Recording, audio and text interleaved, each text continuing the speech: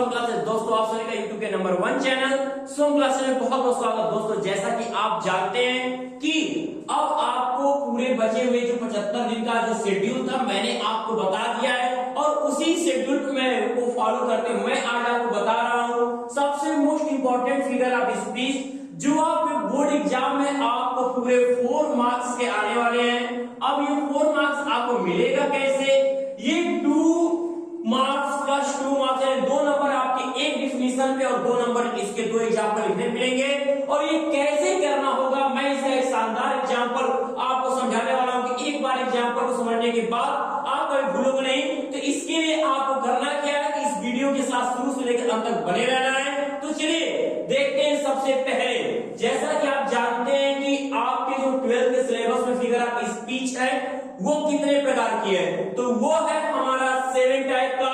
अभी आप 4 देख रहे हैं, अभी इसके बाद अभी आपका 3 होगा, लेकिन मैंने जो 4 लिखा है ये पहला और ये दूसरा एक जैसे डिफिनीशन पे डिपेंड करें। एक की अगर परिभाषा जिसको याद होगी, एक का डिफिनीशन जिसको याद होगा, इन दोनों का उसे याद आ जाएगा।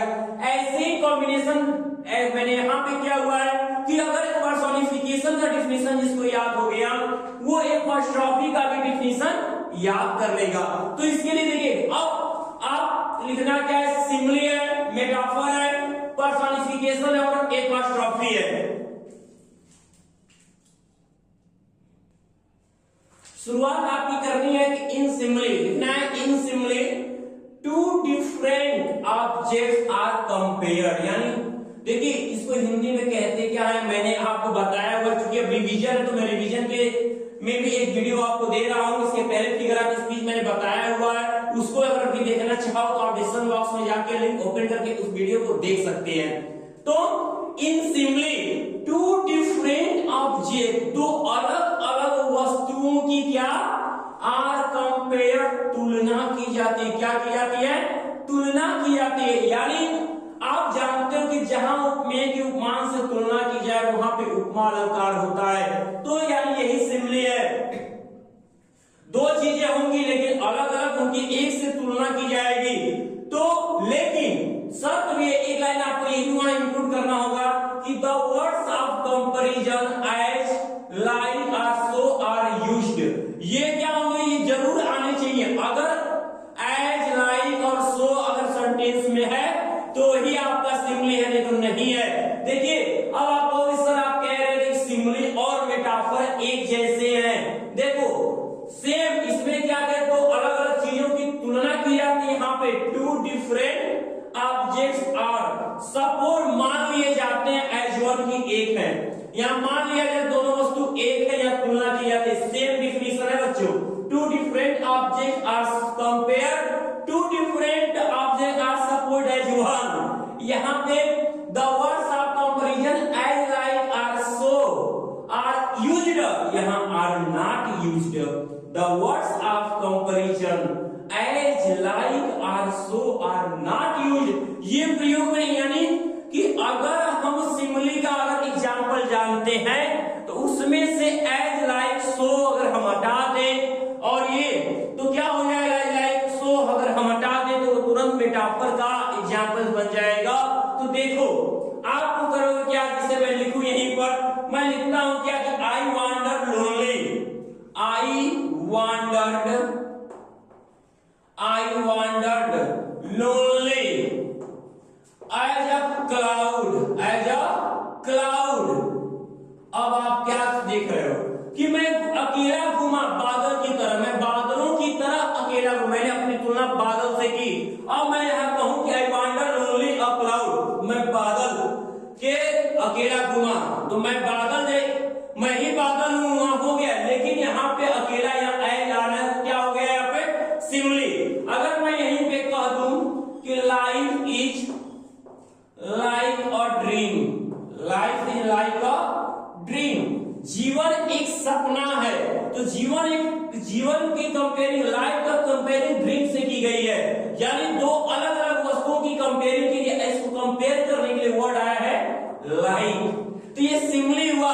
अगर हम यहीं पर लाइफ को अगर हटा दें तो देखिए बचता क्या है, लाइफ इज अ ड्रीम, जीवन एक सपना है। तुरंत वो मेटाफर का एग्जाम्पल होगा। याद रहे। तो two different object are compared, the words of comparison as like also are used. ये इसका डेफिनेशन है।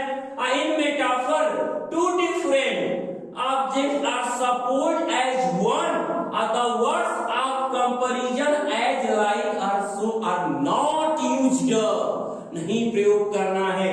तो अब एक और से देखते हैं क्या कि she is as fresh as dew, वह ओस के बूंदों जैसी स्वच्छ है, वह ओस की बूंदों जैसी स्वच्छ है, यानी कि उसकी तुलना ओस की बूंदों से हमने किया है। तो यहाँ पर सी की तुलना ड्यू से हुई है, यहाँ पर भी क्या हो गया, सिमिली हो गया। लेकिन यहाँ पे एज हटा दे तो सी इज अ फ्रेश ड्यू, किसका एग्जाम्पल तैयार होगा, मेटाफर का तैयार होगा। अब एक और एग्जाम्पल देखें तो आप आया लिख सकते हो, the night is dark as, the night is dark, the night is dark as a black horse, as a black horse, as a black horse या ब्लैक स्टोन लिखोगे सबसे बेस्ट है। द नाइट इज डार्क, और रात अंधेरी as a black stone, एक काले पत्थर की तरह। तो रात क्या है, काले पत्थरों की रात की कंपेयरिंग ब्लैक स्टोन से हुई है। अगर हम एक पर लिख दे, अगर एज हटा दे तो क्या हो जाएगा, द नाइट इज डार्क, या the night is a dark black stone कह दोगे, नाइट एक डार्क ब्लैक स्टोन है, वहां मान लोगे, और मानते ही मेटाफर तैयार हो जाएगा। आप मान रहे हो ये बात की डेफिनेशन क्या है, एक जैसा एग्जांपल इसका याद रखें, एज लाइक सो को हटाए तो मेटाफर। तो चलिए मेटाफर के साथ साथ हमने डेफिनेशन तो ध्यान दे लिया कि इन मेटाफर, शुरुआत देखिए in simile, in metaphor, in personification, in apostrophe, उसके बाद शुरुआत करके लिखना है आपको।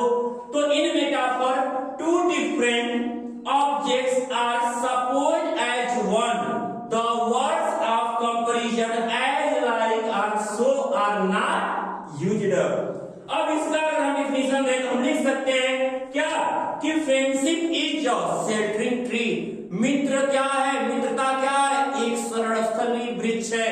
या इसमें से अभी आपने स्लाइड को हटाया उसका भी लिख सकते हो, Kalidas is the Shakespeare of India, the camel is the ship of dessert. क्या है, ऊंट रेगिस्तान का जहाज है, कालिदास को भारत का शेक्सपियर कहा जाता है।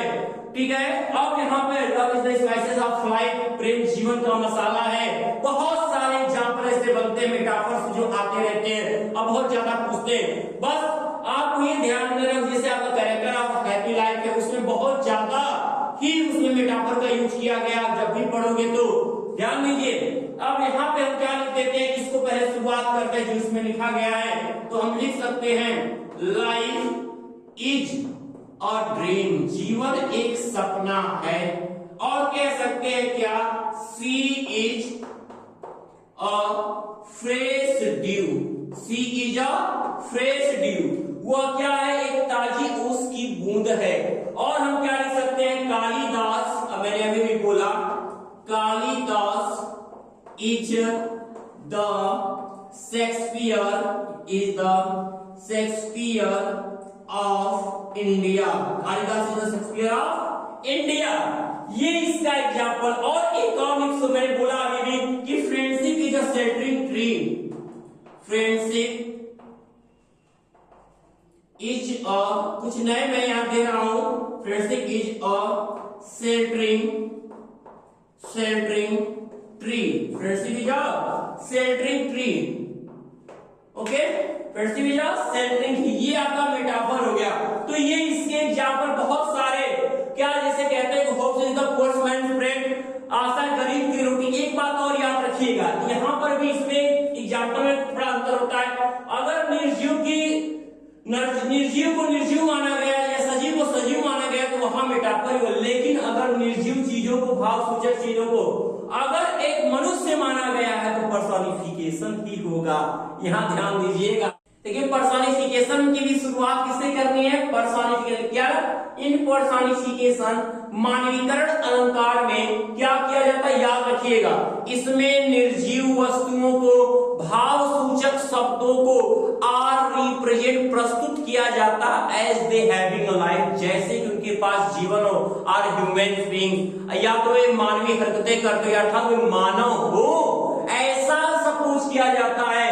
जैसे जो काम मनुष्य कर सकता है, कहने का अर्थ है कि जो काम मनुष्य किया कर सकता है उसको करने को हम किसी क्वालिटी का नाम लेते हैं, किसी एब्स्ट्रैक्ट आइडिया भावसूचक शब्दों का प्रयोग करके उससे काम करने को कहते हैं। जैसे anxiety is sitting on her face, चिंता उसके माथे पे बैठी है। और क्या कहते हैं कि लव इज ब्लाइंड, प्यार अंधा होता है। आप कहोगे सर प्यार अंधा होता है, लेकिन मनुष्य अंधा होता है ना?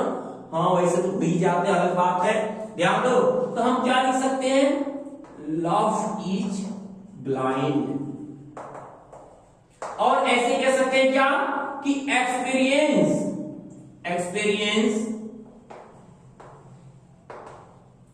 इज द बेस्ट टीचर, अनुभव सबसे अच्छा अध्यापक होता है। अब क्योंकि अध्यापक, ये देखो यहां कहा है कि experience is the best teacher, अनुभव सबसे अच्छा अध्यापक होता है। हम ऐसे कहावत में नहीं, रियलिटी में सोचे तो एक मनुष्य अध्यापक हो सकता है, लेकिन यहाँ एक एब्स्ट्रैक्ट आइडिया को टीचर बनाया गया, टीचर कहा गया है। तो जहां पे भाव सूचक शब्द पे या किसी लाइफलेस चीज को अगर मनुष्य की तरह पेश किया जाएगा वहीं पर पर्सोनिफिकेशन होगा। मेटाफर में क्या है कि वहां निर्जीव को निर्जीव, सजीव को सजीव माना जाएगा, लेकिन यहाँ पे एक भाव सूचक शब्द को सजीव की तरह पेश किया जाएगा। तो यहाँ पर क्या हुआ? पर्सोनिफिकेशन हुआ। जैसे एक आपका अनब्लाइंडनेस में आप देखिए, अनब्लाइंडनेस में एक लाइन आई थी, लिखा था कि but patience to prevent that murmur, but patience, लेकिन धैर्य ने उसकी बड़बड़ाहट को रोक दिया। अब बताओ किसी की बड़बड़ाने को रोकने का अधिकार किसको है? कोई मनुष्य रोक सकता है, लेकिन वहां पे अनब्लाइंडनेस में कहा गया, जॉन मिल्टन ने जो लिखा था कि वहां पे क्या कि धैर्य ने रोक दिया। तो उस लाइन को भी आप किसमें, और कौन सी लाइन है, किस फिगर ऑफ स्पीच की? पर्सोनिफिकेशन की है। तो चलिए उस लाइन को मैं लिख देता हूं कि but patience to prevent, but patience to prevent that murmur soon replies, ये है पूरा लाइन सुन, लेकिन धैर्य ने उस क्या किया? उस बड़बड़ को रोकते हुए धैर्य ने शीघ्र उत्तर दिया। और एक और क्या ले सकते हो? मैंने बोला anxiety is sitting on her face, चिंता उसके माथे पे बैठी है। माथे पे कौन बैठेगा? चिंता बैठेगी, अरे कोई मनुष्य बैठेगा। तो ऐसे ही है कि आता है कि a personality knocks at the door but once, क्या होता है कि अवसर एक बार दरवाजा खटखटाती है, लेकिन आप जानते हो कि दरवाजा कौन खटखटाएगा? अवसर नहीं, कोई मनुष्य खटखटाएगा। तो इसलिए यहाँ पे जब निर्जीव को या किसी गुणसूचक शब्द को अगर हम मनुष्य की तरफ पेश करेंगे, तब पर्सोनिफिकेशन होगा। अब ए पास्ट्रॉफी सेम ऐसा ही डिफिनीशन अब कहते से लिखा रहता है प्रोडक्ट में by one get one free, वैसे ही ठीक है। आप यहाँ learn one and one free है आपके, तो एक याद करो दूसरा आप पा जाओगे, ये याद हो जाएगा आपको। तो जैसे यहाँ पे सेम था वैसे क्या किया मैंने? ए पास्ट्रॉफी देखो, lifeless objects are Abstract ideas are a dead persons, एक शब्द बढ़ाया are dead persons are addressed, संबोधित किए जाते हैं, बुलाए जाते हैं। कैसे? as they having life, जैसे कि उनके पास जीवन हो। ऐसे बुलाए जाते हैं जैसे कि उनके पास जीवन हो। तो यानी मनुष्य को बुलाया, मनुष्य सुन सकता है। अब किसी गुरु को बुलाएगा, सुनेगा, कहेंगे ओ डेथ, ये मृत्यु कब सुन, आ जाओ, ए मृत्यु आ जाओ, मृत्यु सुनेगी। O grave where is thy victory, ये कब तुम्हारी विजय कहाँ है? कब सुनेगी? नहीं सुनेगी।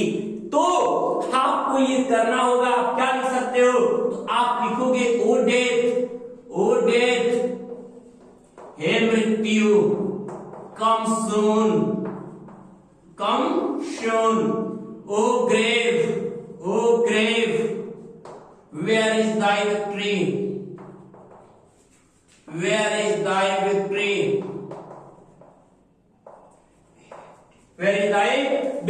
और क्या कह सकते हो, कि और क्या कह सकते हो, सिंपैथी ले सकते हो। जूलियस सीजर, महात्मा गांधी सब डेड पर्सन है, वो कहानियों में थे। तो यहाँ पे और भी चीजें हैं, उनको क्या इंक्लूड करोगे, लिख सकते हो कि ओ लिबर्टी ही आजादी, why are you so dear, why are you so dear, तुम इतनी प्रिय क्यों हो, या ये भी लिख सकते हो ओ सॉलिट्यूड हे एकांतवास, where are the charge of हे एकांतवास, आ सकता है कहां है। तो ये क्या आ गया आपका, इस तरह से ये पांचटा भी सेम डिफिनेशन के साथ in personification lifeless object and abstract idea represent are addressed, यहां प्रस्तुत किया जाता है, यहां बुलाया जाता है। और कैसे, दे हैविंग लाइफ, जैसे उनके पास जीवन हो। बहुत बड़ा अंतर है, निर्जीव को सजीव मानेंगे तो पर्सोनिफिकेशन, निर्जीव को निर्जीव माने, सजीव को सजीव माने तो मेटाफर। याद रहे, अगर बुलाएंगे तो अपॉस्ट्रोफी, अब बुलाएंगे नहीं आप। तो अब देखते हैं अगला 3। तो ये रहा आपका ऑक्सीमोरन यानी विरोधाभास अलंकार। इसमें होता क्या है कि दो एक ही व्यक्ति या वस्तु के बारे में दो विपरीत गुण बताए जाते हैं। जैसे कहा जाए कि ही वाज द वाइजेस्ट, वो सबसे बुद्धिमान मूर्ख है। ही इज रेगुलरली इरेगुलर, वो अनियमित रूप से नियमित है। अब भैया अगर वो अनियमित है तो फिर नियमित कैसे है, तो ये आपका क्या होता है ऑक्सीमोरन। तो करना क्या, बहुत ही इजी डिफिनेशन ऑक्सीमोरन, मेटाफर और पर्सोनिफिकेशन बहुत ज्यादा पूछे जाने वाले फिगर ऑफ स्पीच है। तो ध्यान दीजिएगा, इन ऑक्सीमोरन क्या, टू अपोजिट क्वालिटीज, दो अलग अलग गुणों को आर एडेड जोड़ा जाता है टू द सेम थिंग, एक ही वस्तु के बारे में, क्या किया जाता है, दो अलग अलग वस्तुओं की बातें की जाती है, जोड़ी जाती हैं। जैसे भी देखिए एग्जांपल आपके पास है, यहाँ पे he was feeling sweet pain, वो मीठा दर्द उसे हो रहा है, वो मीठा दर्द महसूस कर रहा है। तो दर्द कभी मीठा होता है। तो ये दो एक ही व्यक्ति के बारे में उसके गुण को दो तरीके से प्रेजेंट किया गया है। कोई भी गुण कैसे अपोजिट है। It is an open secret, खुला रहस्य है तो खुला कैसे है, तो यहाँ पर भी विपरीत। अब लाइफ इज बिटर स्वीट, जीवन क्या है हमारा, कड़वा मीठा है। तो कड़वा अगर है तो मीठा कैसे है, तो फिर अपोजिट गुण की बात की जा रही, केवल लाइफ के लिए। Your friend is the wisest, तुम्हारा मित्र सबसे बुद्धिमान मूर्ख है। अगर सबसे बुद्धिमान है तो मूर्ख क्यों है, तो यहाँ पर भी उसके बारे में दो अलग अलग गुणों की डिस्कशन किया गया है। अब अगर हम बात कर ले हाइपरबोल की, हाइपरबोल यानी खूब बढ़ा चढ़ा के बोल, तो खूब बढ़ा चढ़ा के बोल यानी क्या किया जाता है, इसमें किसी भी वस्तु या व्यक्ति के बारे में उसकी वास्तविक स्थिति से बहुत बड़ा करके, बहुत कम करके, बहुत अच्छा कह के या बहुत बुरा कह के प्रेजेंट किया जाता है, वहीं पर हाइपरबोल होता है। क्या कि in hyperbole things are shown, वस्तुओं को प्रस्तुत किया जाता है as greater or less, better or worse, वस्तुओं को प्रेजेंट किया जाता है ग्रेटर बहुत बड़ा या बहुत कम, बहुत अच्छा या बहुत खराब, देन दे रियली आर, जैसा कि वे होते हैं। जैसे में एग्जांपल है कि reverse of blood flowed in the battle, युद्ध के मैदान में खून की नदियां बह गई, तो क्या नदी बही होगी, खून बहा होगा, युद्ध हुए तो लोग कटे होंगे, खून गिरा होगा, लेकिन क्या युद्ध की नदियां बही होगी, नहीं बहा होगा। तो यहाँ पर क्या hyperbole. Sea waved ocean of tears, वह समुद्रों आंसू रोई, तो कोई व्यक्ति रोएगा तो इतना तो नहीं रोएगा कि समुद्र हो जाए। तो यहाँ पर भी हाइपरबोलिक का ही एग्जांपल बनता है। I have not seen him for ages, मैंने उसे युगों से नहीं देखा, मैंने उसे युगों से नहीं देखा। उम्र भी आपकी कितनी है, एक युग तो जी लो। तो यहाँ पर भी कह रहा है युगों से नहीं देखा, यानी कि अपनी बात को बढ़ा चढ़ा के कहा। जैसे 10,000 सा एट आई, मैं एक झलक में 10,000 को देखा। एक झलक में कुछ को देख लो, 10,000 कहां से देखोगे?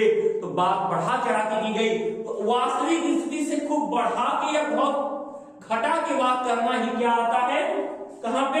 हाइपरबोल का एग्जांपल बनता है कि in hyperbole things are shown as greater or less better or worse than they really are seem। आ जाएगी यहाँ पर अनोमाटोपोइया, यानी कौन सा आपका ध्वनि सूचक अलंकार, यानी कि इसमें जब मैंने साउंड किया ना, समझ जाए साउंड की बस चर्चा करनी है। किसी भी प्रकार का साउंड, अगर चाहे वो जानवर से निकले, चाहे बर्तनों के से दरवाजे खोलने से, चाहे नदी की आवाज हो, चाहे कुछ भी टूटने की आवाज हो, वहां पे अनोमाटोपोइया ही होगा। क्या कि in onomatopoeia, the sound suggest the sense और मीनिंग। यहाँ पे साउंड क्या होता है? आवाज किसी भी बुद्धि या किसी भी सेंस को, किसी भाव या अर्थ को प्रकट करती है। जैसे द कैट्स म्यू, बिल्लियां मिमियाती हैं, बिल्लियां मिमियाती है, बिल्ली की आवाज से बिल्ली ने म्याऊ किया, वहां पे क्या हुआ? वहां पर भी अनोमाटोपोइया। द गन्स ऑफ हंटर्स, शिकारियों की बंदूक स्नैप, टूटी, चटकी एंड क्रैक, और टूट गई। तब क्या हुआ? यहाँ पर भी अनोमाटोपोइया। द कर्फ्यू डॉल्स, गिरजाघर की घंटी बजती है, the nail of party day, इसके साथ ही दिन की विदाई हो जाती है। यहाँ पर घंटी के बजने की बात की गई है। अब द स्नेक्स आर हिसिंग, सांप फुफकारते हैं, and the bees are buzzing, और मधुमक्खियां भनभना रही हैं, मधुमक्खियां भनभना रही हैं, एक साउंड कर रही, सांप फुफकार रहे हैं, वहां पर भी आवाज आ रहा है। तो यहाँ पर भी अनोमाटोपोइया। तो ये आपको याद रखिएगा, मैंने बार बार बोला स्टार्टिंग की 3 या लास्ट की 3 आप अगर कवर कर लेते हो तो एक ही करना होता है डिफिनेशन, और उसी जो फिगर आप स्पीच आप करोगे उसी का तो डिफिनेशन देना चाहिए। नहीं कि आपने आप जीमोरन का डिफिनेशन लिख दिया, अनोमाटोपोइया कहोगे बहुत अच्छा लगा था, हम उसका एग्जांपल लिख देना। जो आप डिफिनेशन लिखोगे उसी फिगर आप स्पीच का 2 एग्जांपल देना है। डिफिनेशन पे 2 मार्क्स है और एग्जांपल पे 1-1 यानी 2 मार्क्स पे 4 नंबर आपको मिलेंगे। तो मेरे प्यारे बच्चों, अब तक शुरू से लेकर अंत तक इतने मेहनत के साथ आपने वीडियो को देखा है, तो अब आप पूरे साल के लास्ट पेपर को हल करने की कोशिश करिए और हल कर जाओगे, पूरा फिगर आपको याद हो गया है। तो अब आपका कार्य क्या है कि जैसे भी बताया गया तैयारी करिए और अपने मेहनत को आगे बढ़ाने के लिए लगातार टाइम टेबल बनाकर पढ़िए। और यदि अब आपकी बारी है कि ये वीडियो अगर आपको अच्छा लगा है तो ज्यादा से ज्यादा लाइक और शेयर करना नहीं भूलेंगे। और अभी भी जिस भी मेरे प्यारे विद्यार्थी ने वीडियो देख रहे शुभम क्लासेस के चैनल को सब्सक्राइब नहीं किया, सबसे पहले वीडियो के नीचे सब्सक्राइब का बटन दिया हुआ है, रेड कलर से लिखा हुआ, उसे सब्सक्राइब कर लें ताकि एक अच्छी वीडियो की नोटिफिकेशन आपसे दूर न रह जाए। तो मेरे प्यारे विद्यार्थियों, तब तक के लिए गुड लक। तो अगर आपका भी सपना IIT JEE के एंट्रेंस एग्जाम को क्लियर करना है तो अनअकैडमी आपका परफेक्ट स्टडी पार्टनर है फॉर IIT JEE, क्योंकि यहाँ पर जो चीज़ें आपको मिलेंगी वो आपको कहीं और नहीं मिलेंगी। यहाँ पर आपको इंडिया के बेस्ट एजुकेटर आपको लाइव पढ़ाएंगे और सबसे मोस्ट इंपॉर्टेंट बात, यहाँ पर आपको डेली प्रैक्टिस टेस्ट मिलेंगे, आपका पर्सनल बैच कोर्स होगा, आपको अलग से एक मेंटरशिप प्रोवाइड की जाएगी और जो भी डाउट आएगा आप इंस्टेंट पूछ सकते हैं और आपको कहीं भी स्टडी मटेरियल के भटकना नहीं पड़ेगा। आपको कंप्लीट स्टडी मटेरियल PDF के फॉर्मेट में मिलेगा। और सबसे मोस्ट इंपॉर्टेंट बात, यहाँ पर आपको इंडिया के बेस्ट एजुकेटर पढ़ाएंगे जो IIT JEE के कई टॉप रैंक प्रोड्यूस कर चुके हैं। यहाँ पर आप लिस्ट देख सकते हो कि आपको कौन कौन से टीचर पढ़ाएंगे। और सबसे मोस्ट इंपॉर्टेंट बात, आप 2021, 22, 2023 जिस भी ईयर में JEE मेन से एडवांस दोगे आप इनरोल कर सकते हो, आपके लिए बैचेस चल रहे हैं। और सबसे इंपॉर्टेंट बात मैं बताना चाहता हूँ, 28 फरवरी तक आपको सभी कोर्सेज पे 10% डिस्काउंट मिल रहा है, उसके बाद आपको कोई भी डिस्काउंट नहीं मिलेगा, ठीक है। तो अगर आप 10% डिस्काउंट पाना चाहते हो शुभम @12 यूज़ करोगे, आपको तुरंत डिस्काउंट मिल जाएगा, ठीक है। स्टार्ट करते हैं।